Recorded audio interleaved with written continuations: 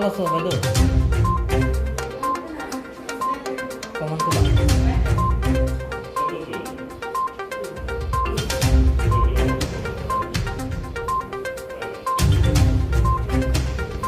পলাবা বুলি কৈ পেলাই তাৰ ৱাৰ্ণিং দিলে তাৰপিছত সি তথাপিও নামানে হেণ্ডকাপ লৈ পেলাই পলালে পলাওঁতে অচিয়ে উপায় নাইকিয়া হৈ পেলাই 2 ৰাউণ্ড ব্লেংক ফায়াৰ কৰিলে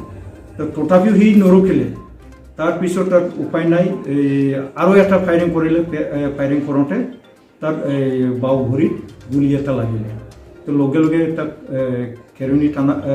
কেৰণি হস্পিটেললৈ অনা হ'ল কেৰণি হস্পিটেলে তাক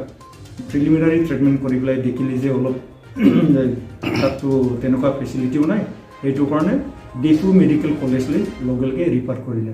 এতিয়া ডিফু মেডিকেল কলেজতে হেৰি ট্ৰিটমেণ্ট চলি আছে আমাৰ